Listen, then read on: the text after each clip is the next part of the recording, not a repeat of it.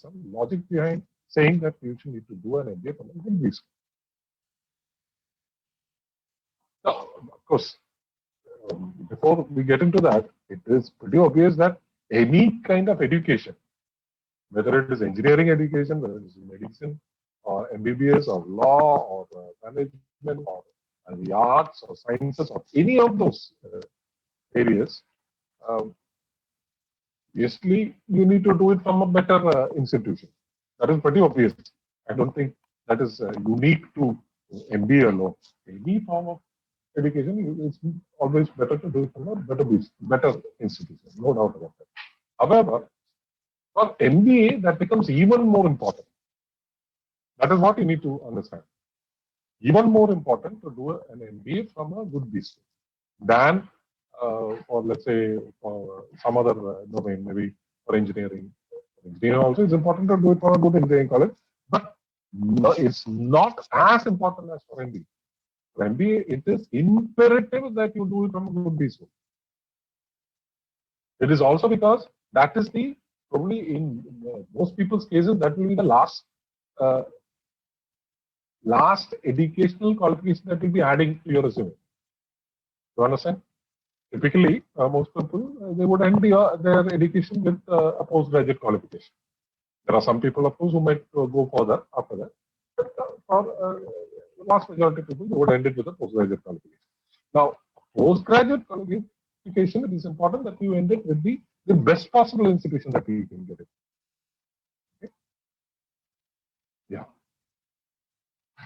So even if at your undergraduate level, meaning at your degree level, maybe you have been your degree, whatever degree you did, whether it's engineering or medicine or arts or science or whatever, maybe you did it from an average kind of institution, maybe not one of the top-rated institutions, but an average kind of institution.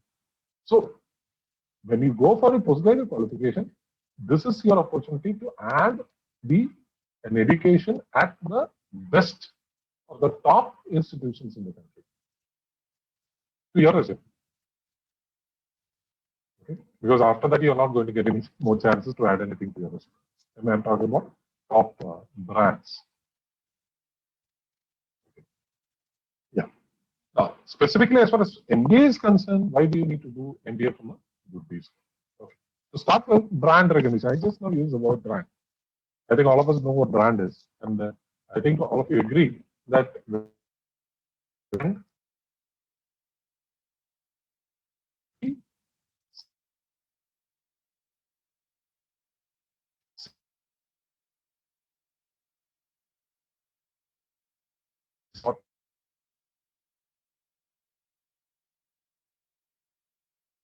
we say brand, that automatically signifies or automatically indicates quality, automatically level of that is attached to it. Automatically. Okay. So, if, say for instance, you have done an MBA from a top B school and you have that in your resume. And if somebody else has also done an MBA from maybe not a top B school, but an average B school, and you both land up as candidates at the same interview, and your resumes are being sent into the interview panel. Both your resumes are sent into the interview panel. And they are looking at both the resumes and they are expecting both of you to come in. Can you imagine what will be going through the minds of the interview panel before either of you come in? Naturally and quite obviously, there is going to be some form of bias towards the candidate who has done his MBA from a top B school. And that bias will be over the candidate who has done his MBA from an average B school. Because naturally, the interview panel is going to assume that, okay, the person who has done, the candidate who has done his MBA from top B school is of much better quality. And therefore, even before the interview panel has started interviewing you, you are already at an advantage. Why? because of the brand that you have on your resume. It's like walking into a mobile showroom. Even if you don't know how a particular model works, but if the company or the brand is known to you and you have generally associated that brand with good quality, you will tend to trust that brand. Maybe you have never used that model before. Maybe you don't know anything about that model of mobile, but just because of the brand and the associated quality that you have in your mind with that brand, you will tend to select that brand automatically. That is what brand recognition does. And that is why an MBA from a good B school can add to your resume, enhance the value of your resume. Next, quality education.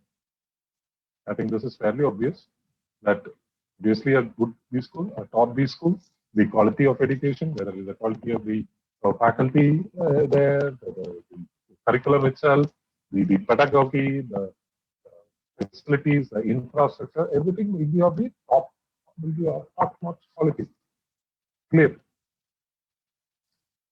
That quality education is definitely bound to be there in any good branded school. Next, peer learning. Have you heard the term peer? Any of you? Would you like to volunteer to reply in the chat box or something what the meaning of peer is? If you would like to take a guess what peer means. You hear of peer pressure, right? You tend to hear the term peer pressure quite to use, quite a lot, right? I guess nobody's answering. So, well, peer simply means the group of people who have your same background, who have your same aspirations, who are doing the same thing as you, basically. In other words, peer is if you're talking about a college, your batchmates, your classmates, the people who are studying with you, they are your peer group. Yes, colleagues also. Yes, colleagues too. But colleagues would be when you are in a work environment. Yeah, those are also the colleagues who are also your peers. But here, since we are talking about education, and since we are talking about a college or an institution, so peer group is your batchmates or your classmates or your people who are studying along with you. So peer learning is a huge thing for MBA. And that happens most in a good B school. Why? Because the kind of people who have come there, who have congregated there in a good B school would be the best of the students in the country. You can imagine. So you can imagine the kind of talents, the kind of the skills they have, the kind of intellect they have, the kind of minds that they have, right? And you are going to be with them fully. And that earlier, remember I said residential program. You are going to be with them fully, not just in classrooms, not just attending the lectures, but all through the campus life that you go through. 2 years of a full-time residential program, you're going to be with some of the best minds in the country. And interacting and working together and doing group assignments and group projects and internships and the works. So you can imagine the kind of learning that you get from such people. So the learning that you get in a top B school, in a good MBA program, is not only from the classroom that you get. It is from all the other things that happen there as well. Later, Lakshmi will be talking in detail about what happens in a good B school, as far as the overall all-round learning is concerned. Okay. Now we come to the two most important aspects of why you should do an MBA from a good B school, and the ones that should be of maximum interest also to most of you, because we are talking about placements. We're talking about placements, we're talking about careers. So excellent placements, fast track careers. Yeah. Excellent placements. I don't need to explain the importance of placements to you people who obviously are already, at least I'm not sure whether all of you are in the pre-final year or the final year or in second year, etc. But I'm sure that most of you would already have started working towards good placements in your BTech, in your engineering exam. Okay. Now, what do we mean by excellent placements? So now, you probably, some of you might turn around and say that, well, see, we have pretty good placements in our college itself. In CUSAT, we have even what? I'm taking a, I'm just going out on a limb, taking a very wild guess here. Can I say around, let's say, 8.5 to 9 lakh CTC on an average across the various branches in CUSAT? Would that be right? Maybe you can. I'm not sure. I'm just taking a guess. 8.5 to 9 lakhs CTC per annum. Am I right? Can you probably comment on that, or any observations that you have? You can correct me if I'm wrong. What is the kind of placement that you have in CUSAT? Average placement I'm talking about across. Is that right? Okay. Somebody says yes. So that is more or less right. So let's say it's around 9 lakh CTC. That would be the average placements. Okay. Fine. Thank you. Somebody else has also confirmed that. Okay. Okay. Now, which is pretty good actually. 8.5 to 9 lakh CTC to start off your career with immediately after BTech is a great, pretty good. Okay. And that is only because CUSAT is pretty very very widely respected institution, and it's great. Okay, but now, what are the kind of placements that we should be we are talking about as far as MBA is concerned? So we are talking about top BSOs. When we are talking about top BSOs, we are talking about the IIMs to start with, and all of us know the IIMs, Indian Institute of Management. And there are 20 of them. We'll go into some of the most important schools, the top B schools in a little while. But IIMs, I think all of you know. And there are 20 of them. And among the 20 itself, there are the top IIMs like IIM Ahmedabad, IIM Bangalore, IIM Kolkata, Lucknow, Kozhikode, Indore, etc. These are the top IIMs. And then there are the ones that came in later, like IIM Ranchi, IIM Trichy, IIM Sikkim, Shillong, and sorry, etc., etc. And then, of course, the baby IIMs and so many others are there. 20 IIMs. Okay. And then there are the other top B schools. The top B schools which are rank in the top 10 or the top 20 or the top 30, top 25, top 30 B schools in India, including XLRI Jamshedpur or FMS Delhi or MDI Gurgaon or SPJ in Mumbai or NMIMS or JBIMS or IFT, and so many of these other top B schools. And of course, the IITs, also the IIT Delhi, IIT Mumbai, NITI, these are all, of course, some of them are the IITs and NITI, they focus on the technical side of management, that is operations. As far as you people are concerned, like as engineers, many of you could be interested in that aspect of management. Anyway, so these are some of the top B schools in the country, and here the kind of placements, campus placements that you can get on an average. If you're looking at IIM Ahmedabad, IIM Bangalore, IIM Kolkata, and XLRI, that block of top B schools, we are talking about average campus placements of anything from 22 to 25 lakhs per annum. Average 22 to 25 lakhs per annum. Let's say 24. So we are, okay. In layman's terms, there is around 2 lakhs per month. Now, obviously, as you come down the hierarchy, as you come down the ranking, obviously the placements will be lower. So let's say for maybe IIM Kozhikode, IIM Indore, etc., maybe it will be in the range of, let's say, 20 to 22, or maybe 19 to 21, or 18 to 20. And so it goes. It comes lower and lower and lower. Okay. Now, so this is probably even you might even know about these things. Okay, some of you might even be aware of this.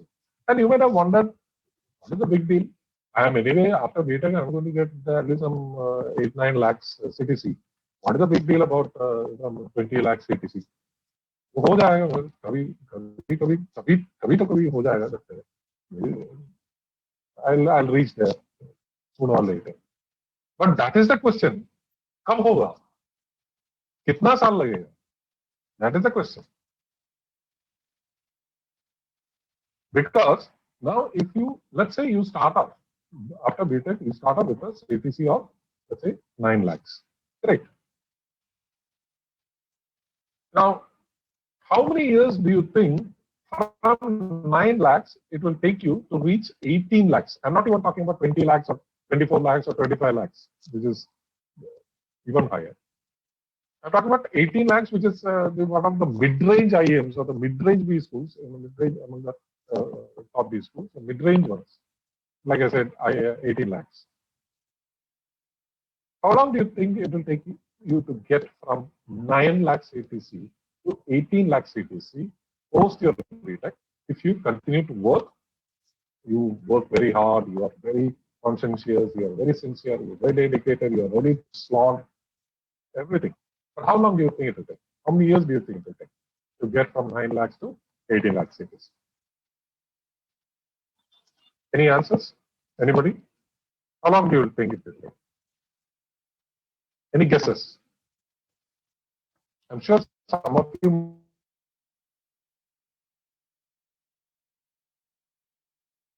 are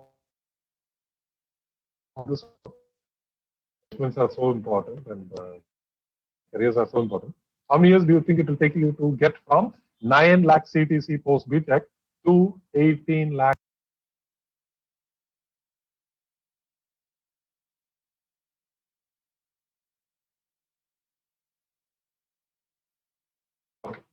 Yeah, so Vivek has replied saying 5 years. 5 years at the very minimum. 5 years at the very minimum, I say. I would say, and that is 5 years. If everything goes well and everything goes perfectly fine, then maybe 5 years. But otherwise, even more than that, 6 to 7 would be the average number of years that you would take after doing BTech to reach from 9 to 18 lakhs. We're talking about doubling it. On the other hand, simple sense, common sense would make us see that immediately after BTech, were you to, do an MBA from not even from the very top B school. Very top B school is, like I said, 24, 25 lakhs. Forget that. Even from slightly lower mid-range kind of B school, among the top B schools, mid-range,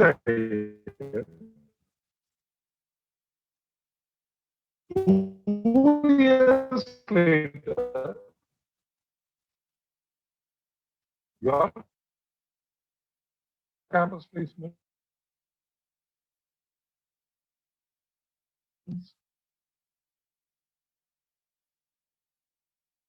would be in the range of 18 to 20 lakhs.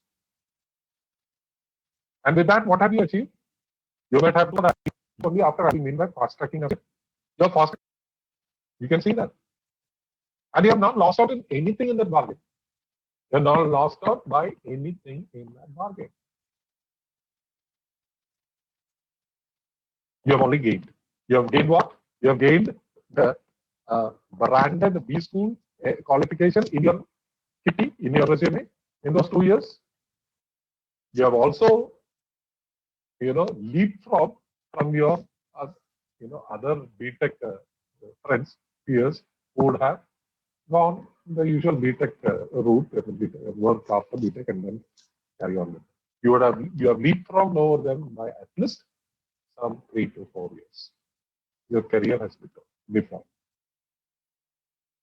Now here there is, of course, there are always a question that comes that I have been doing engineering, and I've got an engineering education. I've gained all these technical skills and expertise and everything. And if I'm going to do management immediately after that, and then maybe I'll get a better salary and better package. All that is fine. Or maybe I career also maybe 3 to 3 years or 4 years or whatever I have fast tracked. Everything is fine. But what is the use of all the engineering or the technical skills that I've used or I've gained? Won't that be completely wasted? So that is where you don't have to waste those technical skills, which is why you have all those B schools which specialize in technical aspects of management, specifically operations. And so if you're so keen about continuing to use your technical skills and expertise that you have gained during your engineering education, you can focus on operations. You can go to those B schools that focus on those aspects of management, and therefore then follow the industry in that domain. You can do that. You can choose to go to NITI, for example, or NITI is one of the top 10 B schools in the country today. It's a purely technical B school, and only engineers are allowed to do it. And also, there's another, yes, exactly, like somebody said, like NITI, yes, absolutely, like NITI, or for that matter, IIT Delhi, or IIT Mumbai, or IIT Kharagpur, Kanpur, all those IITs, they all have MBA programs. And they all focus on the technical aspects of management. So if you are so keen or so particular that your technical expertise and skill do not go waste, and you want to go into that aspect of or that domain of industry, by all means, just follow your heart. Now, even if you were to you don't specifically want to go into operations, or specifically you don't want to go into those technical B schools. I use this in double quote. There is nothing called technical B schools as such. I'm just using that term just for you to understand those B schools that specialize in the technical aspects of management. That's it. Okay. So even if not, even if you want to, you don't want to go to those particular things. Even if you want to just go to the other aspects of management, whether it is, marketing or finance or HR or whatever, or general management or any of the other areas, that's perfectly fine.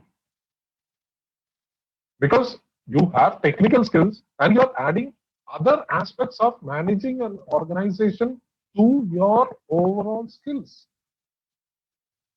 Think of Sundar Pichai. How did Sundar Pichai become the CEO of Google? How did he become the CEO of Google? Google is a tech company, hardcore tech company, isn't it? But how did he become the CEO of Google? Is it because of his BTech from IIT Kharagpur? Yes, partly yes. But his BTech from IIT Kharagpur would have taken him to Google only to a certain point, because that is that has added only his technical expertise, only technical skills to him. But what is it that eventually took him to the top of Google, probably one of the biggest companies in the world? It is his MBA. You know where he did his MBA from? Not from India, of course, but because after his BTech he left for the US. But do you know where he did his MBA from? Anybody? Not Harvard, Stanford. Stanford. Yeah. Okay. So that is what catapulted him to the top. Otherwise, the maximum that he could have hoped to reach with a BTech from IIT Kanpur would be CTO of Google. He might have become the CTO of Google, but never the CEO. Okay, so you don't really need to miss out on anything. He's still Sundar Pichai, although he is in a tech company. He's doing everything to do with tech, but he's also managing the entire company. That is all thanks to his MBA. Okay. Yeah. So let nobody ever tell you that if you wanted to do MBA, then why did you waste your time in engineering? Let no one ever tell you that. Never listen to that. Engineering in its own place, management in its own place, and when both put together, killer combo. That is what makes a killer combination. And you have so many excellent examples right in front of you. Like I said, Sundar Pichai is the very first one. Okay. And then moving on, alumni network. I think all of us would agree that a top B school would have the most distinguished list of alumni. The excellence of a top B school would be in the top positions across industries, across the world, across companies. The excellence who have passed out, the alumni who have passed out from your B school, of course, they would be maybe 5 years before, or 10 years back, or 15 years back, they would be in the top positions across the world. Even though the guy who was sitting next to you while you were doing your MBA in your top B school, the guy who was sitting next to you 5 years, 10 years later, he might be the VP of an IT major. The girl who was sitting in front of you might be 15 years later, she might be the CEO of a bank, maybe top bank. Who knows? So you have a complete support base across the world of your alumni, of your B school alumni. And these are the people, or this base is the one that you can always fall back upon for any kind of support, for any kind of help throughout your career. At any point when you are looking to switch industries, you want to move from one industry to another. You are working in IT for, let's say, 3 years, and then you say, no, okay, I want to have a change. I want to move into some other industry. Great. You want to move into banking. You just pick up the phone, or you just get the contact of your network, of your alumni network, people who are in banks or banking industry, in the top positions. That is how B school alumni networks work. They are all, helping each other. They are all cross-referencing. They are all, helping each other.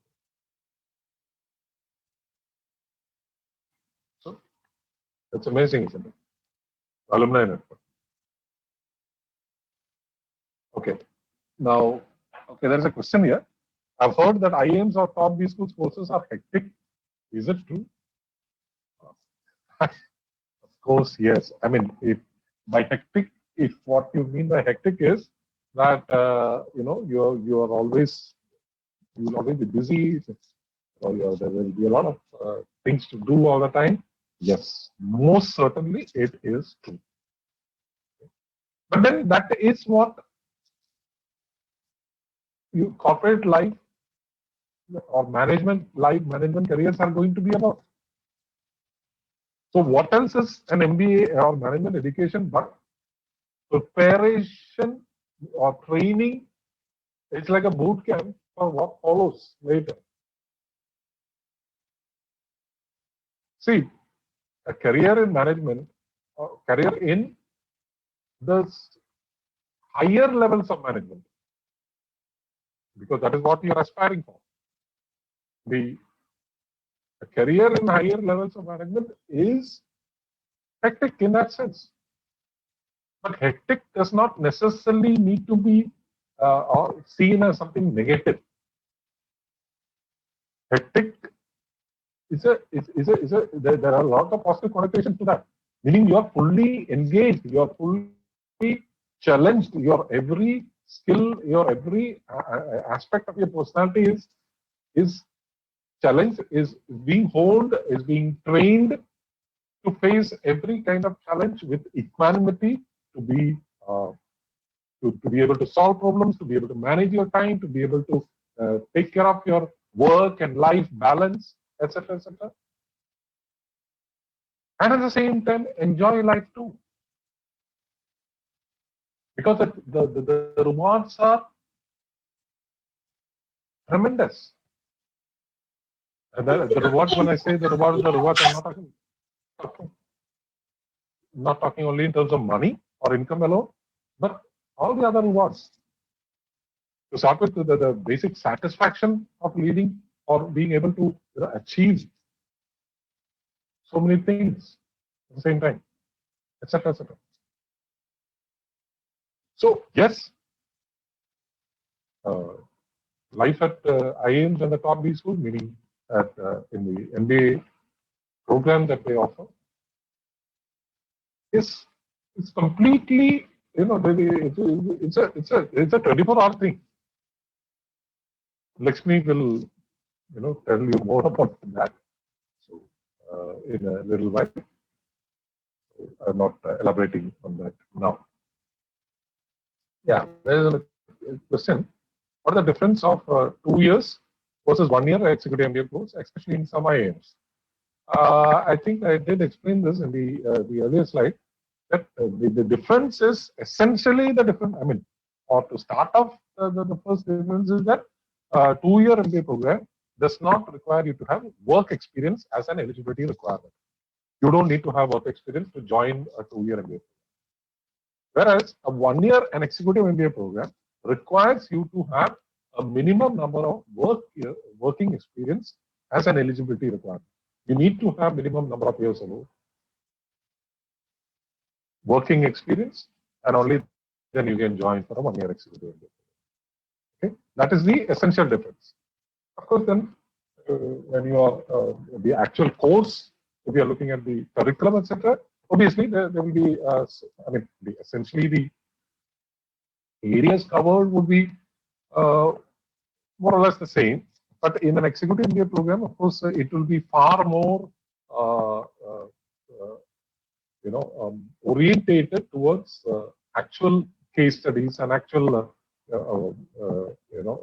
real life situations that might have to face, because all the people who are going to come there for a 1-year institute would be coming with at least some 3 to 5 years of work experience at management levels, at some levels of management.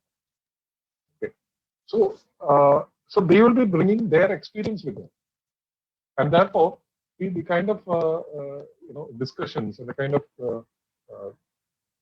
studies or case studies that are that happen in the 1-year executive would be obviously of a different level compared to a 2-year. So what would you suggest? Another question, go to B schools as a fresher or after gaining 1 to 2 years of work experience? So now I think a little while back I said, I actually broke this down for you. Now, if you were to go with the 2 years of work experience, we'll be talking about this, we'll be taking up these questions. In fact, we have this as an FAQ that we are taking up towards the end of the webinar.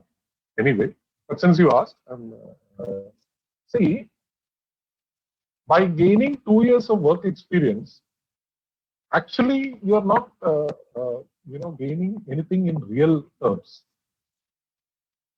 To be very honest, because as far as your salary wise, or income is concerned, maybe you start off immediately after BTech with a campus placement of, let's say, 9 lakhs or something, and probably after working for 2 years, you might end up with maybe, let's say, around 12 lakhs or whatever. Okay, But in those 2 years, if you were to do an MBA, you could, from a top B school, or a good B school at least, you can easily start off with a startup. Though after the end of those 2 years, you can easily start off with 18 to 20 lakh CPC. So you can yourself imagine what is the benefit, actual benefit of doing about 2 years work experience. Actual benefit is what? Just to say that, okay, I worked for 2 years. But then you have all the time in the world after you do your MBA, you have all the time in the world, you have all the time in your life to work.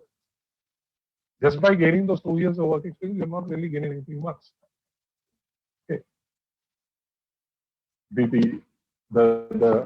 When in India, you have the opportunity to do an MBA immediately after your degree without any work experience, without any eligibility requirement of any work experience. When you have that opportunity, then you should be taking that up. Or you might as well go and work for at least 5 years or something, and then probably try for a 1 year executive MBA program. Go for lateral placements, etc.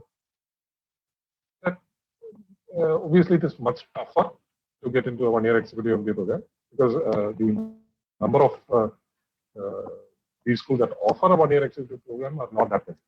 ISB is there, and then maybe a few of the IIMs and a few of the other these schools. So there are not that many entrants. Competition is also very tough, much tougher than getting admission into a 2 year MBA program. So think about it. What actually would you be gaining from just going and working for 1 to 2 years work experience? What would you actually gain from it? Nothing much really. Or if you do not want to do management at all, if you want to go only in the technical line, and if you want to work only as an engineer all through your career, you want to do only engineering as a career, oh, that's a different story altogether. That's a completely different story. In that case, then you shouldn't go for an MBA at all. In that case, you should go for maybe work for 1 or 2 years as an engineer, or then go for MTech or whatever, and then go into that completely technical line. That's a different story altogether.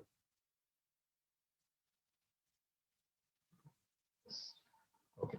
And coming back to why MBA from a good way, I hope Saqib Nawaz, I hope the questions are being answered. You had a number of questions. I hope your questions are being answered satisfactorily. Thank you. Finally, yeah, I did mention one more. I didn't mention one more. It's entrepreneurship. Now, entrepreneurship, basically, I think you know what entrepreneurship is. Doing business. I'm sure that many of you would want to do business at some point in life. Now, to do business or to run your own organization, start your own company, also you require the same kind of skills. As in, you require the kind of skills that are required for, to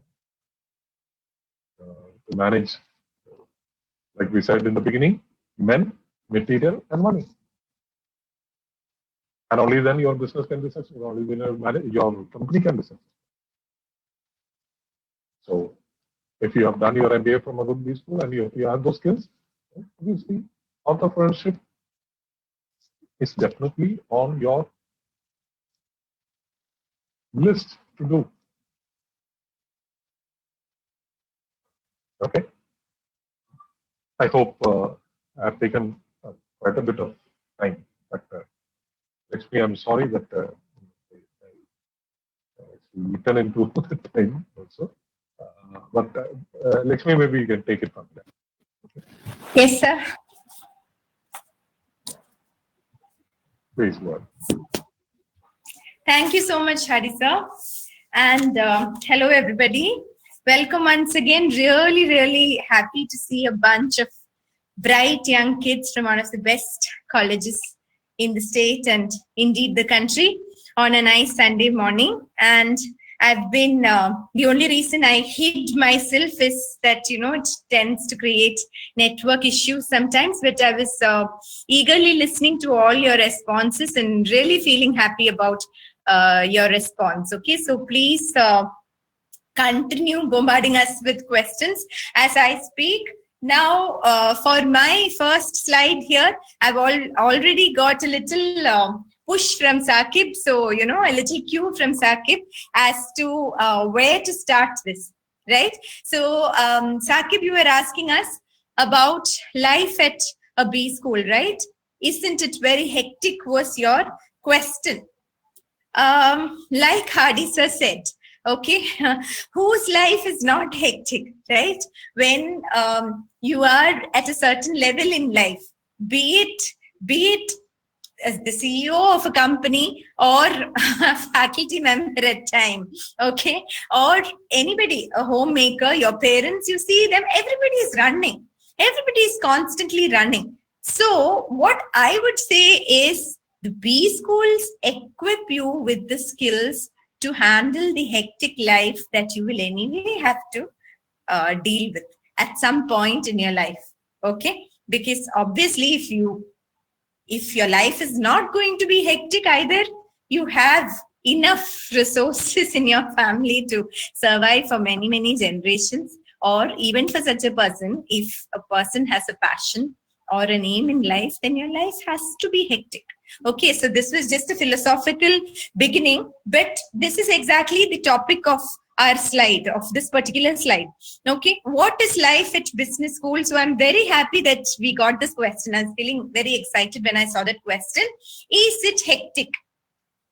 When you see these slides here, you will see very few of them present a typical classroom environment, right? Where students are all suited, booted, and sitting and listening to the professor.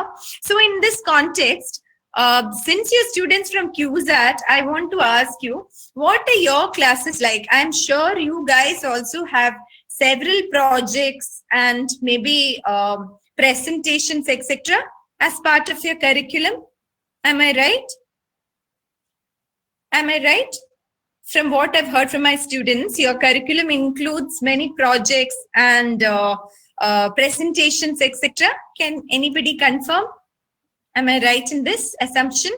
Okay, fine. Thank you. Because, you know, in our days, many, many decades ago, when we were in college, there was no such thing. Okay, but now some of the better colleges like yours, the curriculum has incorporated a lot of different methods of teaching, or rather learning. But when you go to a B school, okay, what drastically changes is the definition of academics. So let us begin with that. Okay, what is the definition of academics? Now, the proportion of classroom learning when you go to a good B school, okay, like Hadisa said, we don't want to keep saying good B school in every sentence, but this is the crux. Because only in a good B school, when he talked of quality of education, we were also talking of the pedagogy, the curriculum. That is what makes a good B school very, very unique. Classroom learning does not have much weightage. Okay, so if you by hectic, if what you mean is studying for exams and attending classes and writing more exams and attending classes, if that is what you mean by hectic, then the proportion of that is very, very limited. So what is the curriculum like? Okay, the lion's share of learning happens through dash. I'm sure many of you know. What is the methodology that is unique to IIMs and other top B schools? What is the pedagogy or method of study? Can somebody please respond? We can hope to get answers only from students like you, from top institutes. Case studies, there you go. See, I knew I would get the answer. Case studies, right? And you guys were earlier talking of Wharton and Harvard and all in the context of Sundar Pichai. Not just ordinary case studies, but the case study methodology of instruction devised by the Harvard Business School, which, as you all know, is undoubtedly one of the top B schools in the world. It has been for several decades. So Harvard Business School's case study methodology is what is followed by most of the top B schools in the country. In fact, the IIMs, the cases they use are also the original cases devised by Harvard Business School. Okay, the top IIMs. In fact, one of my students just from IIM Ahmedabad, I remember he shared a case based on human resources, because that was my specialization, and I really enjoyed, reading it because of the depth the dimensions that are involved in that case. Okay, so now what typically happens is today, okay, this evening, your professor sends you an email. Even if it is in the online mode as it is now, your professor sends you an email this evening with a case which is, say, 300 pages long, okay? And tomorrow morning, 10 a.m., you have to do a presentation. What? 300 pages and you have to do a presentation on that? Yes, but this is a group assignment, okay? So group assignment means typically, I don't know how it is in your college. It'll be nice if you give me insights. But typically, if it's a group assignment, we tend to pull in all our friends and sit and do the assignment. But here the group is constituted, group is formed by the professor. Okay, so now my students have already gone into the IIMs and they're doing online studies, online classes. So they have been telling me online, it's a little weird because you are suddenly put together with strangers whose faces you haven't seen. But imagine, okay, so your group, say there are 5 people, and like Hadisa said, okay, it is a very diverse population out there. If you go to the top IIMs, for instance, the classroom will have doctors, chartered accountants, okay? And even the other top B schools, there'll be a mix of engineers, non-engineers, BCom graduates, humanities graduates, visual media, and also in terms of talent. Okay, some of these top B schools, the people who come in there, apart from being academically excellent throughout, they're also like maybe a national or world-class football players or dancers, musicians, photographers, you name it. It's such an unbelievable repertoire of talent, not just intelligence. Okay, talent and diversity. So now this peer group is what is going, and this group is what is going to attack the case. So 300 pages, you divide it into 4 or 5, and each person takes a chunk, prepares it. Okay, guys, let's get together. There's a huddle like in football matches. Okay, literally there's a huddle. In our days, there was no internet. So the huddle was in the canteen, in the mess. At around 2 a.m., after we all read through the cases, we would huddle over cups of coffee and Maggie. 24-hour mess, because the people also know, okay, this is, I'm sure similar things must be happening in your college also, guys. I don't know. I'm not an engineer, and sometimes I miss what I hear from my engineering students. There's quite a lively atmosphere in your college also. But basically, this is what happens. Okay, so 2 a.m., maybe the students all finish their discussion and then they make their presentation. So Saqib, if this is what you mean by hectic, yes, we have the group, you all have put a night out now, right? 4 a.m. you have prepared the presentation, you go to sleep, 9 a.m. you're back in class, all ready to present. Okay, but look at the kind of learning value that you get from this exercise, right? As opposed to sitting in the classroom and listening to the lecturer and writing down notes, what you're doing is, imagine the skills that are involved in such an exercise. So first of all, time management, stress management. So when you speak of a hectic life, you're just thrown into it. Like, you know, in swimming, sometimes without a float, you throw in the child into the water. You're thrown into the hectic life and you're asked to manage it, and you do, right? So you manage time, you manage stress, you learn to work in a team, you learn from the diversity of the team, you learn acceptance of diversity, so many things. Presentation skills, you have no choice, so you go out there and speak. Confidence, presentation skills, everything at one go. This is what you gain from the case study methodology. Okay, so again, to your question about, you know, whether it is hectic or not, I just wanted to tell you that, you know, one of our top students who is in, I am talking about 2 different students, okay? 2 different students. Last year, 2 of our students went to IIM Ahmedabad, okay? This is just all in good humor only. Student A, okay, top achiever academically and otherwise. Student A, after 2 months, when I ask her how you're doing, she says, oh my God, I'm so bogged down. I don't know. There's no, I don't have a minute to breathe. But yes, I'm doing well academically. Yes, I think I'm doing well, but I'm getting so worked up, you know, I don't know what to do. Student B, same class, top academic achiever, top achiever in many fields. So I go to student B and tell him, listen, student A was saying that, it's so hectic and she's under pressure. How are you doing? How are you doing? And he's like, chill, ma'am, no problem. It's all chill only. I managed everything. And then here I am out with my friends hanging out. So I'm like, how do you do it? He says, yeah, I don't sleep at night, but then we have breaks in between classes. I catch half an hour here, half an hour there. I get 6 hours of sleep in a day. Okay. And now I know student A has also arrived there. She was telling me that she has managed to beat the system. So is life hectic in a B school? Yes. But what happens is, if you all know Malayalam, after some time you get habituated to it and you learn to beat the system.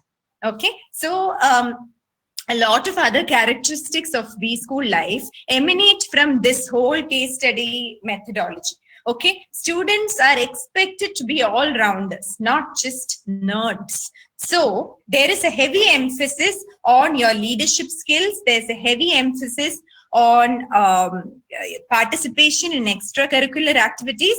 Am I audible, guys? I suddenly see some things disappearing from my screen and I'm very technophobic. So can you please, am I audible, and visible? Yes, you're audible okay, and visible. Okay. Okay, thank you. So, extracurricular activities, your participation in committees, and also in inter-college case study competitions, participation in cultural activities, sports activities, all these things count when it comes to placements. So it's not just about mugging up. That concept of mugging up ends with your, graduate learning. If you go to a B school, theoretical learning is hardly important there.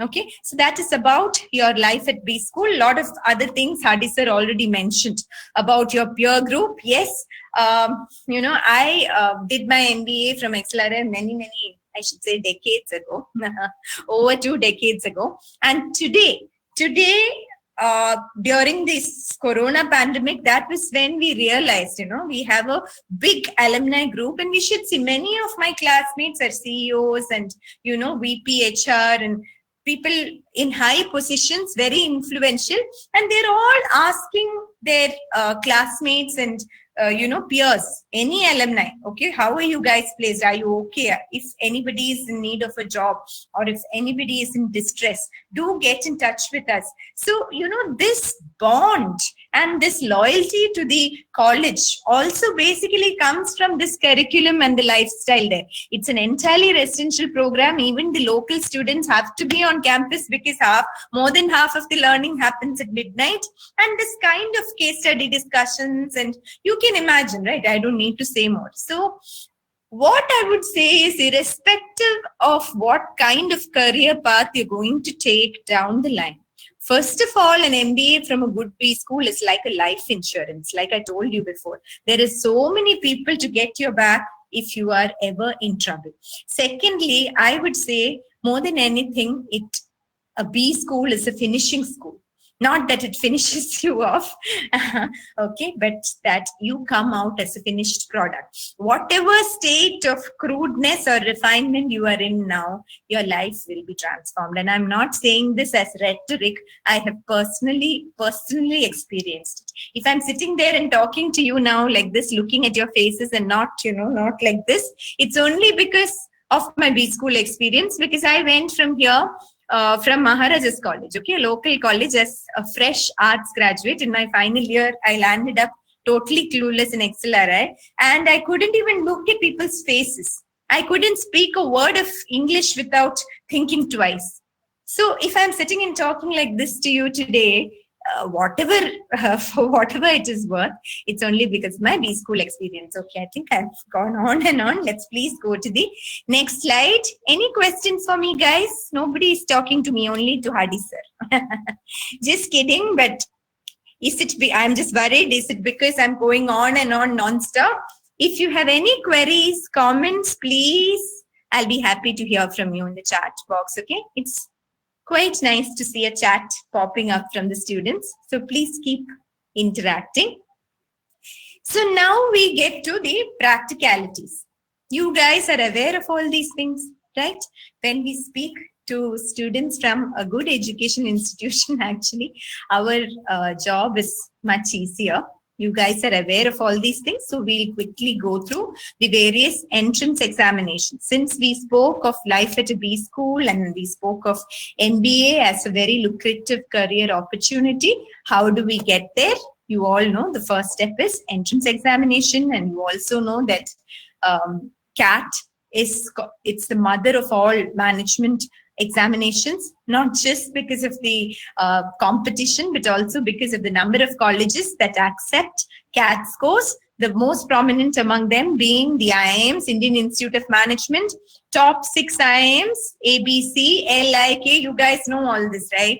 Plus the 14 new and baby IIMs. Okay, apart from that, at least 150 plus good B schools accept the CAT score. CAT is always held in November, only once a year. Okay, we'll get into more details. Now, other entrance examinations. XAT is held by XLRI Jamshedpur. We'll speak about B schools in more detail very soon. Okay, it is held by XLRI Jamshedpur, but XAT score is also accepted by many other colleges, very good colleges that accept CAT scores. Some of them also accept XAT scores. Okay, so that is also another examination which we strongly recommend that everyone writes. Okay, I have got a question here. What does it really mean to be an all-rounder? Now, not everyone is an all-rounder in the sense not everyone is gifted with, say, musical ability or sports ability or artistic ability, right? Many of us, I said many of us because I'm a prime example of someone who's pretty unidimensional. Maybe I used to write a little, maybe I used to participate in one odd, poetry competition or debate competition, but purely literary. Okay, so there are many of us who are pretty unidimensional. That is not what we mean by an all-rounder when it comes to a business school. Okay, in a B school, when you speak of an all-rounder, I don't know if I said all-rounder. What I meant was, even if I said all-rounder, what I meant was a well-rounded personality. Okay, that is what I meant. Because not somebody who is a nerd with a purely academic focus. Grades are not everything there, and grades are not entirely based on your exam performance, like I said. Okay, so your communication skills, your interpersonal skills, your ability to take initiative, and how does your ability to take initiative, for instance, get manifested in a B school? Maybe by your participation in cultural activities, your willingness to stand for an election and get into a committee, or organize. There are so many events happening there all the time. Organizing something, placement when your juniors get placed there, and summer placement is happening, you will be actively involved in it. When your seniors get placed, you will be actively involved in it. So all these things count. That is what I mean by being an all-rounder. Am I clear? Have I answered your query? I don't know if I used the word all-rounder. I would prefer to say a well-rounded personality. Okay, have I answered your question? Okay, so okay. Now the next exam I was talking about is XAT. Okay, so it's also, we spoke about that. Now we have TISNET. Tata Institute of Social Sciences is a name which I'm sure all of you have heard. It is one of the top colleges in India and in Asia, actually, rather in Asia, for social work. But what some students may not know is that it has also got an equally well-known, well-respected course in human resource management. Okay, the MBA course there is restricted to HR. So if you are serious about HR, then definitely this is one of the colleges you should look at. Also, they have courses like hospital administration, public health administration, etc. Okay, so that is TISNET, and students who are interested in doing the HR management course there should also write an management aptitude test called TISMAT along with TISNET. They introduced this last year. Okay, then there is Indian Institute of Foreign Trade, one of the colleges in India that are at par with the top IIMs in terms of placements, in terms of brand value, in terms of quality of education. And the specialization here is international business. Okay, so they have their own examination. Then there is SNAP. SNAP is held by the Symbiosis group of colleges. I'm sure you have all heard of Symbiosis. It is an umbrella group with several management institutes there. Okay, so some of the top colleges there for management are SIBM, SCM, HRD. Then for engineers, there is the Symbiosis Institute of Operations Management, etc. So all these MBA courses take admissions through SNAP. And then there is NMAT. NMAT is held by Narsi Monji Institute of Management, which is again one of the top colleges, Mumbai based. They have their own examination, which is only for Narsi Monji. Then there are the other entrance examinations. Okay, CMAT, MAT, and KMAT, etc. CMAT is a good backup option. What about GATE or CAT for? NITI accepts only CAT score. The question is, what about GATE or CAT for NITI? To the best of my knowledge, NITI accepts CAT score only for their MBA course, which is called Postgraduate Diploma in Industrial Management. They have another course called Postgraduate Diploma in Industrial Engineering, which is a purely technical course. It's not a management course. Okay, so for that, they take GATE scores. To the best of my knowledge, they do not take GATE scores for PGDIM, Industrial Management. However, please keep checking their website regularly, or once you join us, we'll keep giving you updates, okay? Because these colleges keep changing things almost every year. One college or the other will change something, okay? As of now, to the best of my knowledge, I remember going through NITI's website a couple of months ago, so this is what I saw. Okay, so yeah, CMAT is a good backup option just in case something goes wrong on your CAT day. Okay, you never know. I mean, we never advise students to put all eggs in one basket, or two for that matter. Okay, what if something goes wrong on CAT day, and what if just in case you don't clear IIFT or XAT, these things happen. CMAT is a very good option, because it is much easier to score in CMAT than in CAT, and several tier 2 colleges, okay, colleges that come in the top 30, 40 colleges in India, which accept CAT and XAT scores, also accept CMAT scores. So many of our students have managed to get into good colleges through CMAT, okay, like Goa Institute of Management, KJ Somaiya, all these colleges accept CMAT. MAT is again a very simple exam. It's conducted 4 times a year. Not too many great colleges there. We have some tier 3 colleges there, like XIME Bangalore and MAT. Yes, Christ College, etc. KMAT is for all the Kerala colleges, including QSAT. QSAT also accepts SMS, right? It also accepts all the other scores, CAT and CMAT and all. So yeah, that's it. For you guys, we would be focusing on the top colleges and the top entrance examinations. Can we move on to the next slide, please, Jerome sir? Okay, so this is about this is about the next stage of the selection process. I don't need to say much to you guys. You have all been exposed to these as part of your campus recruitment training, right? So once, I'll just tell you some terms which you guys, I don't know if everyone is familiar with.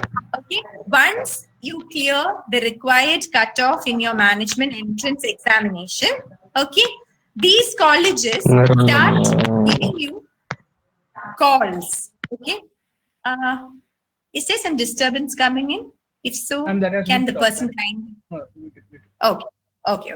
So yeah, what I was saying is, once you get through the cutoff of a particular institute, they give you a call. Okay, that is the jargon used. Call means an invitation to go into the next stage of the selection process. Now, the selection process in the next stage consists of personal interview for sure in all colleges. Even in this COVID times, they've been doing, all the colleges took online interviews. Then there can be group discussion.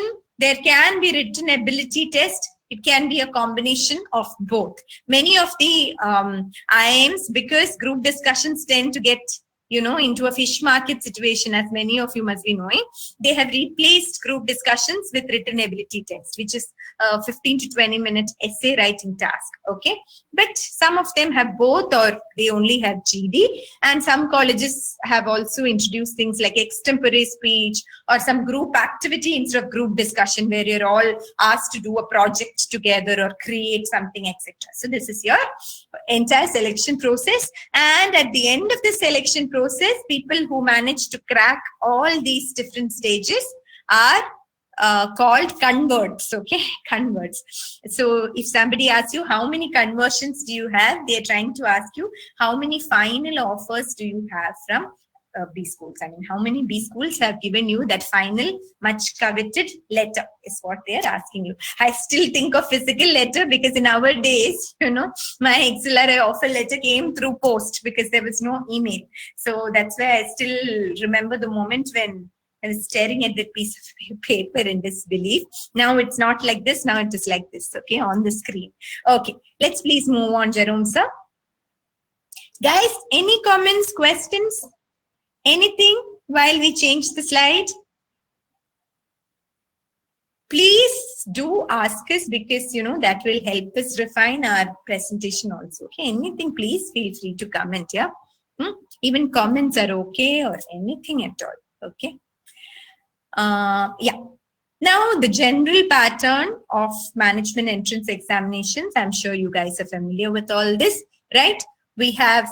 These are the usual sections. Now, all the B schools follow more or less the same pattern with their own unique characteristics, minor variations here and there. Okay. So we will not get into the details at this point. We'll just give you an overview.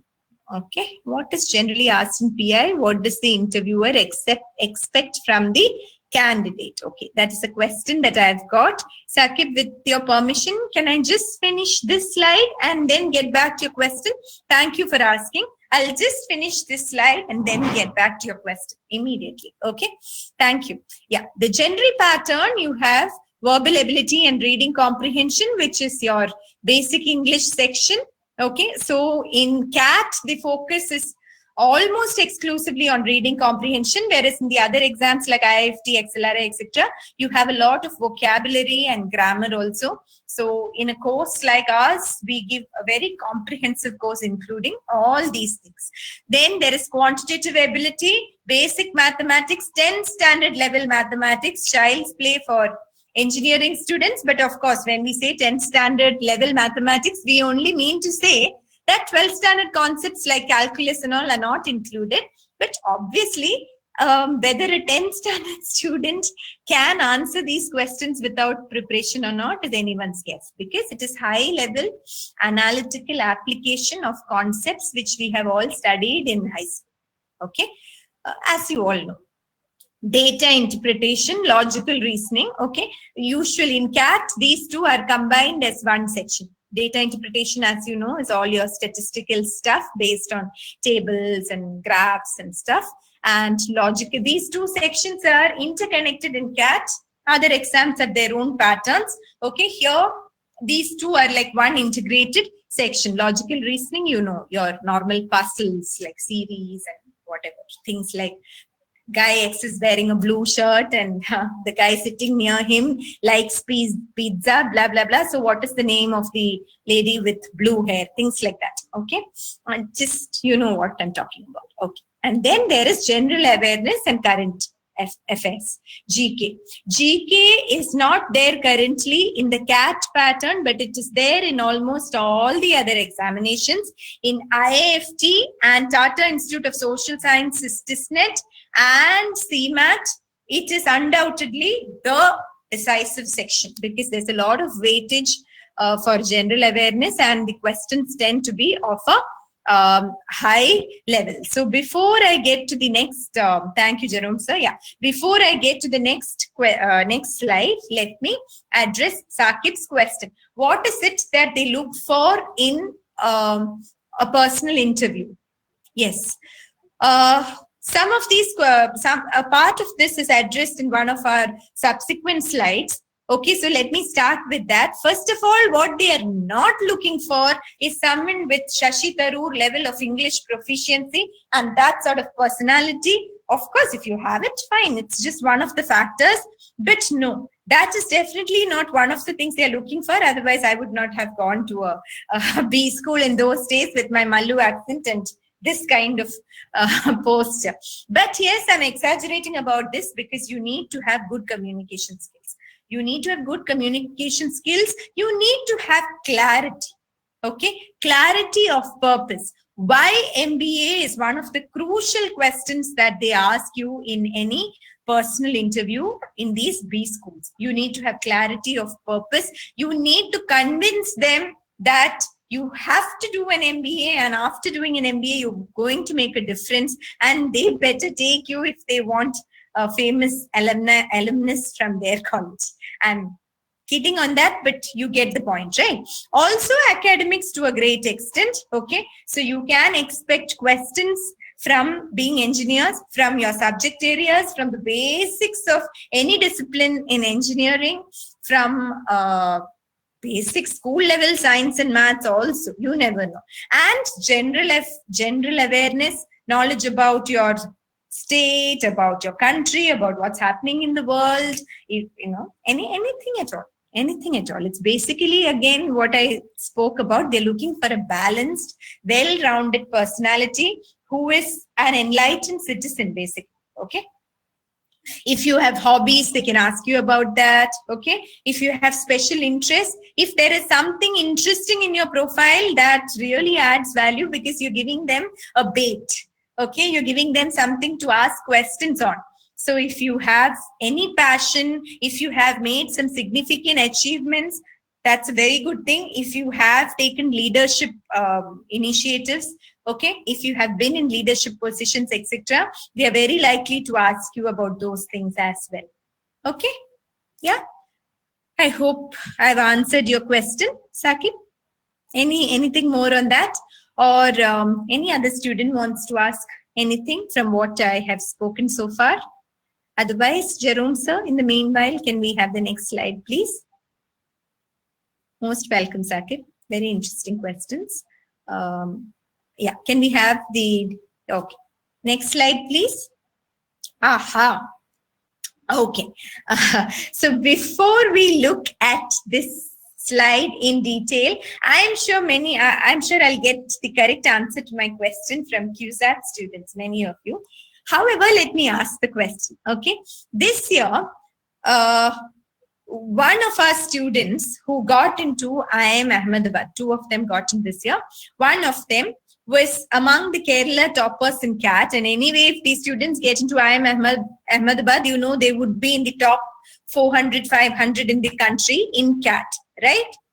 This particular student, what I'm asking you is, can you guess last year the total marks in CAT was 300.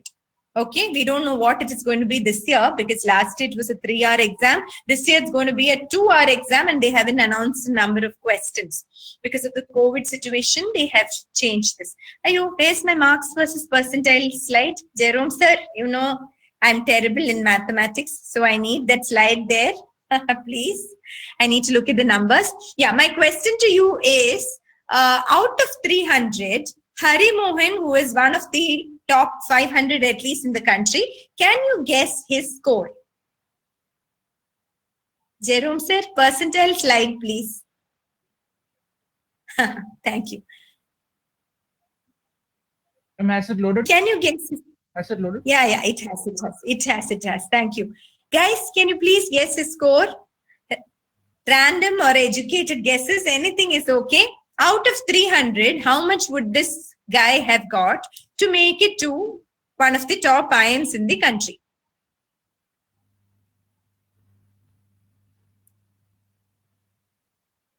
No, I'm asking for the, not the percentile score, but the actual score. The actual score, anybody? Marks out of 300? If nobody is answering, Jerome sir is telling me to rush because we have to wind up the session. I'm aware of that. Maybe 250 plus. Thank you for that.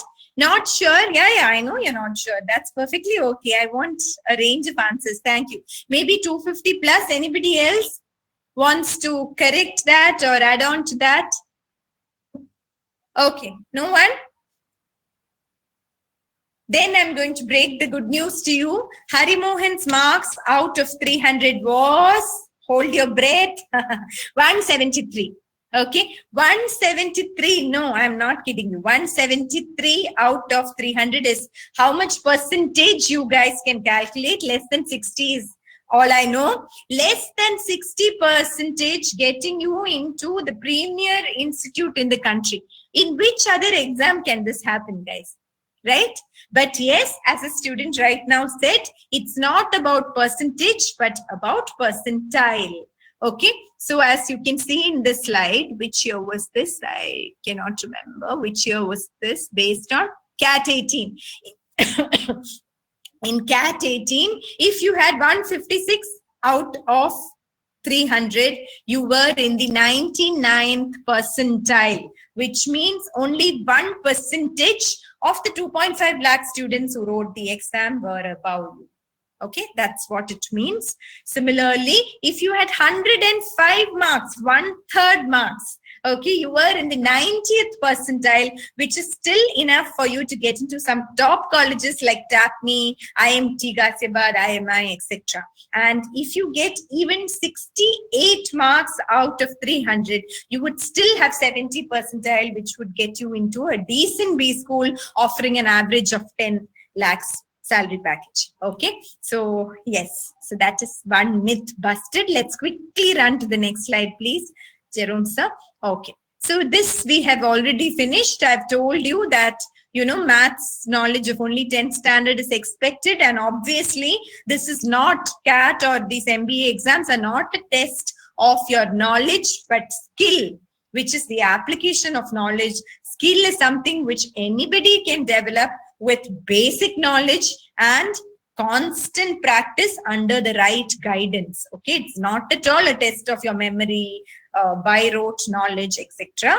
So let's please move on. Jerome sir, yeah. Okay, some well-known B schools, we have already spoken about the IIMs. Okay, then there is XLRI Jamshedpur, which I just mentioned. They have a very good course in management, which is at par with the IIMs, but they also have a course in HR, human resource management, which is the #1 course in the country and well-known all over the world. FMS Delhi, the entrance process is through CAT. And what is outstanding about this institute is that while the salary package is the same as that of the top IIMs, the fees is really negligible compared to what the other IIMs charge, other colleges charge. For instance, if in IIM Ahmedabad, the overall fees for 2 years, including accommodation, is around 22 lakhs. In FMS, it is only 4 lakhs. And so it's only natural that you need to score about 99 percentile in CAT to get into FMS. Okay, IFT we have already spoken about. All these colleges we have spoken about, right? Tata Institute of Social Sciences, yes. Mike, okay. I'll speak about 2 colleges which are slightly different from the usual colleges. Okay, the first one is MICA. MICA, have you heard of it? Anybody knows what it is famous for? One student from QSAT who graduated a long time ago. He is in MICA now, Ashwin Jaikumar. I don't remember which batch he studied. He did his BTech there from. MICA, anybody knows? It is the top college in India in the field of media management and advertising management, okay? Running big media houses and advertising companies. And at the same time, it's also very well known for marketing, and it accepts people. I mean, there is a preference given to people with a creative profile. Their entrance examination, MICA, you need to get a certain cutoff in CAT or XAT, and you also need to write their exam called MICAT. So MICAT has certain things that test your creativity. There is IRMA, which is in Anand. You all know what Anand is famous for, Amul. So yes, IRMA was established by Dr. Varghese Kurian himself, and it is the top course in Asia, undoubtedly, in the field of rural management, and almost all the top MNCs and other companies, since rural market is the in thing now, they all crowd towards IRMA to recruit. Okay. Symbiosis Group we have spoken about. Then I'm not going into great detail about the other colleges. T.A. Pai Institute of Manipal, Management in Manipal is one of the top, say, 30 colleges in the country. Then there is Loyola, that is Liba, Wellinger. All these come below these top colleges, but all very reliable, very trusted brand names. You also have SMS and Rajgiri there on the side, SEMS too. Okay, let's move on, please. Ma'am, has it loaded? Ma'am, I don't know if it's loading. What is that? No, it's not loaded yet. What slide was that? The next one? Ma'am, please check now. Not yet, not yet. Yeah, CUSAT SMS. Yes, School of Management Studies. Somebody has asked me, isn't that what it is still called? Right? Okay. So yeah, these myths we have already busted, most of them. Work experience is not a must, okay, that you all know. In a survey that was conducted by Time of 40 top preschools, we found out that 55% of the students have work ex and the remaining 45% of students do not have work ex. So it's almost an equal situation there. And good academics, some of the IIMs do look at your 10th and 12th marks and graduation marks. Slight weightage is given.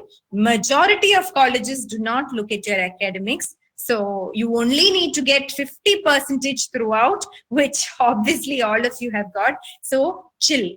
Okay. And supplementaries are also not a problem in they're not a problem at all in any college for that matter. You just need to have cleared them before seeking admission in the college. Okay, let's run to the next slide. I think we're almost done, right? Is Hadi sir there, Jerome? Hadi sir is online. I don't know if he's active. Ma'am, has the next slide loaded? Yes. No, yes. not yet. Yes. Hadi sir is there. Yeah. Has the slide loaded? Has the slide loaded, please? Lakshmi, not yet. Frequently asked questions, but in the meanwhile, you guys also can ask questions. And I would request Hadi sir to take over, sir, please. The slide is not yet loaded.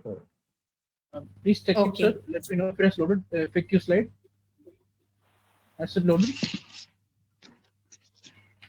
Not yet. The first question was, yes, there it is. Yes, Now, see, some of these questions have actually come up during the course of the webinar at some point or the other already, but still we'll take them up again. When to do MBA immediately after graduation, after 2 to 3 years of work experience? This exact same question did come up earlier, and I think we have answered that. But I think let me just add to that, see, this thing that is generally now prevalent, this idea that is generally prevalent, that it is better to work for a couple of years and then do an MBA. I think it stems from just to openly share with you all. I think it stems from the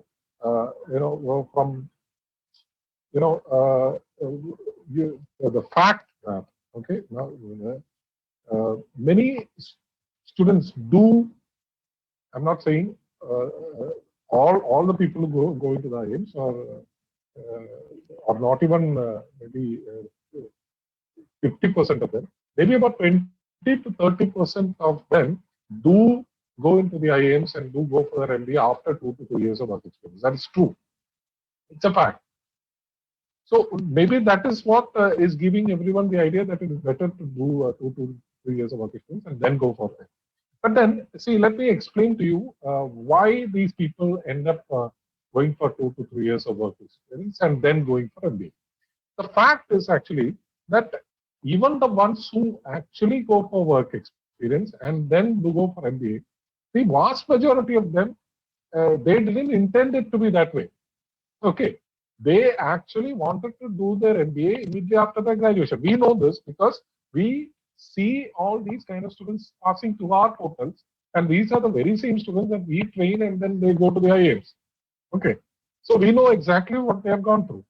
So what typically happens is, see, these students, they would have actually attempted CAT or the other MBA entrance exams while they were in the final year or the pre-final year of their MBA, of their degree program. While they were in college itself, they would have attempted, they would have prepared, and they would have attempted. But they may not have been able to do very well, or they may not have got the admission into the B school of their choice. Okay. So what would have happened is, then they say that, okay, then I might as well go for a placement, okay, and I will go for a job, and then I will write CAT again next year.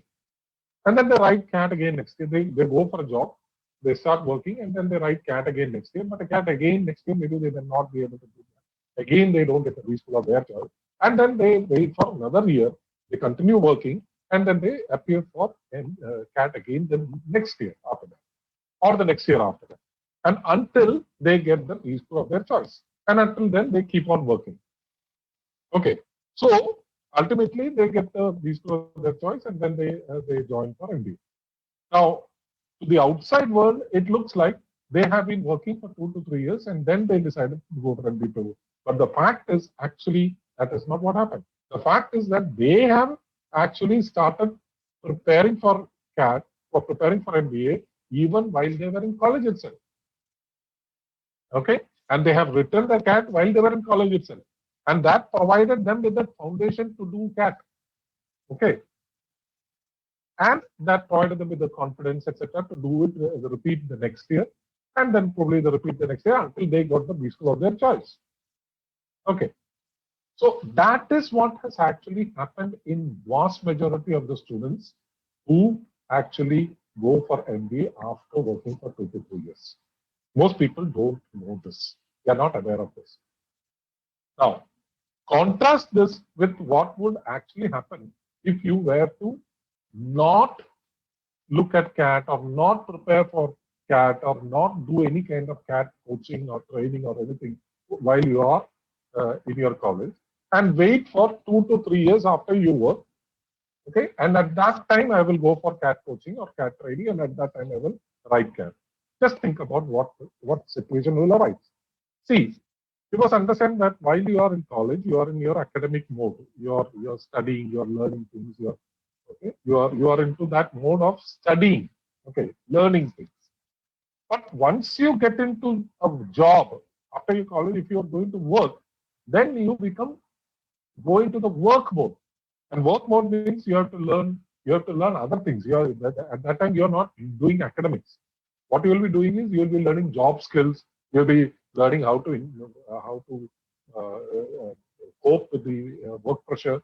You'll be managing your time, how to manage your time because it will be very hard work. All these things will be happening now, and you will be trying to see how you can get promotion, how you can work hard, how you can impress your bosses, and all those kind of things will be happening. And in this situation, 2 to 3 years later, if at that time you start to think, okay, now I will start preparing for CAT, do you really think that is possible without any kind of background, any kind of foundation, while you are working, to suddenly decide, okay, now I'll prepare for CAT and then go and prepare for CAT?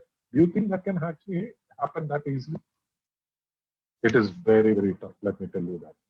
So, because while you are working, if you are going to prepare for CAT, it is going to be exceptionally tough for you. Okay, so our advice, our very strong advice to you is that, okay, maybe you still want to work after BTech. That is also fine. But at some point you want to do MBA, or maybe 2 to 3 years later. That's also fine if you want to do it. But at least start preparing for CAT and go through a training program, etc. now, and appear for CAT at least once while you are in the academic mode, while you are in your college study. And then, okay, maybe you don't give the B school of your choice, and maybe you want to go and work. That is okay. You do that. And then maybe next year again you write, and the next year again you write. and then until you get the B school of your choice. In the meantime, you can continue to. But don't wait until 2 to 3 years of working after you get the working experience. At that time to start preparing for CAT doesn't work like it is.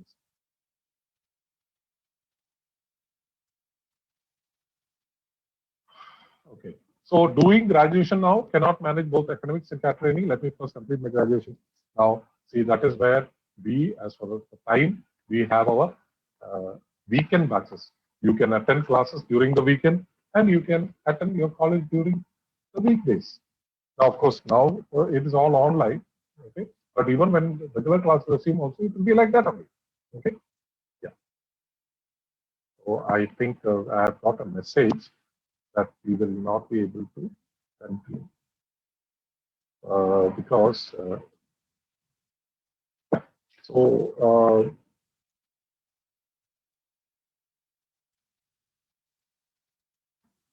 yeah, so I think MBA education is costly, and Saqib's question is also similar. That see, most people who convert or get admission into good B schools, they take bank loans. Loans are easily available. There is no collateral required. You don't have to start repaying the loans also until you finish your MBA and until you get a job and until you start getting your salary. At that time only you need to start repaying the loan.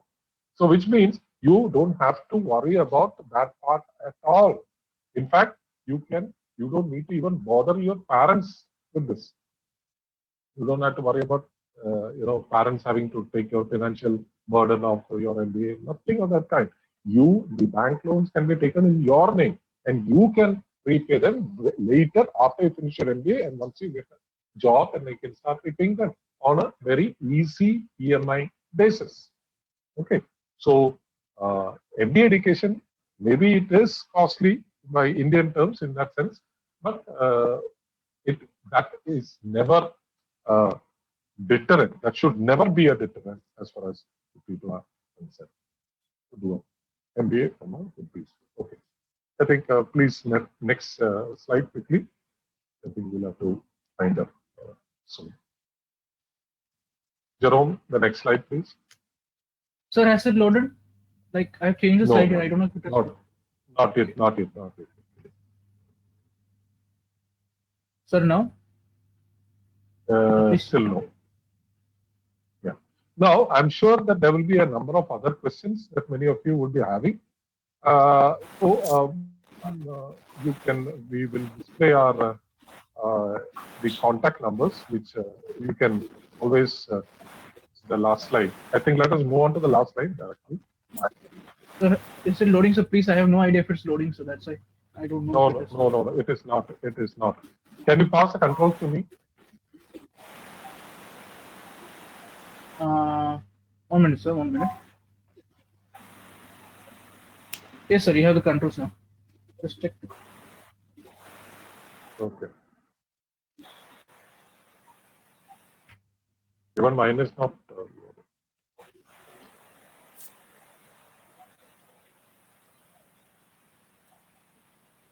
No, even I can't move.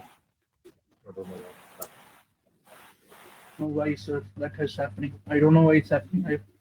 I've checked everything from my side, sir. Okay, we are facing some technical issues with the PPT, with the PowerPoint. Sorry about that. I'm not moving to the next slide.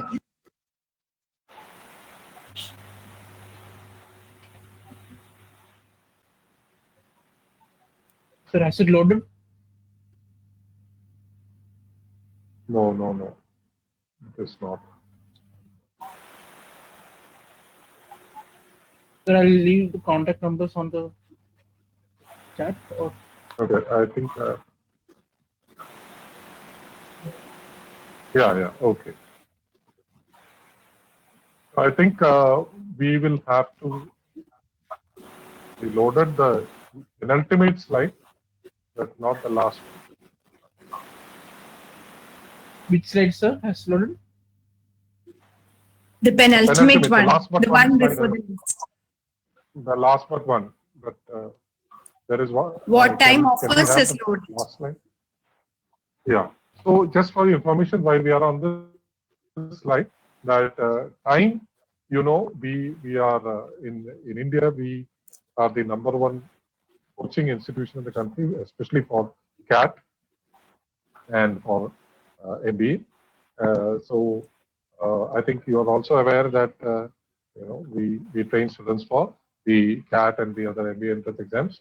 And every year, more than 50 to 60% of the students who make it to the IIMs and to other top schools have been trained by time across the country. Okay, and so I think that clearly means that, I mean, if you intend or if you have any kind of aspiration to go for MBA and through CAT, etc., we are the ones you should be looking towards for giving you that guidance, giving you the training, giving you the coaching for doing so. And I'm sorry, we have run out of time, so we need to wind up now. Otherwise, it will automatically get ended. So before that, I would like to just mention that any further questions, any queries, anything that you would like to know about our course, etc., you can please contact us at either of these two numbers that are given here. Please note them down. So that we have gone back to. I don't think they have found. No. Now it is a blank slide. Can we have that last slide? I don't know why, sir. In my system it is loaded, sir, but I don't know why it is not coming in the share screen spots. I've left the numbers in the chat box, students. Dear students, Okay. please, very sorry about that. I've left it on the chat box. The same contact numbers that are there on the site. Yeah, can you please enter those two contact numbers, Jerome? It's already there in the chat box. It's already there in the chat box. I've entered it. I've sent it to everyone. Okay. The slide has also come. Okay, there. So yeah. So please contact. The slide has come now. So can you please contact us at these numbers with any further questions or anything that you need like to know about our course, our vendor, or enrollment schemes, etc. Anything that you would like to know, you can always contact us at either of these numbers through WhatsApp, through SMS, or you can even call. I think we will leave you with that for today. Once again, thank you very much for being with us all this while, and we hope that this has given some insight into MBA and CAT and etc. Wish you all the very, very best, all of you. Stay safe. Thank you, everybody. Thank you for your very active participation. Yeah, we really hope to hear from you soon. Okay, because it was a pleasure interacting with you all. Hope to see you and hear from you soon. Yes. Thank you. Thank you, guys. Holy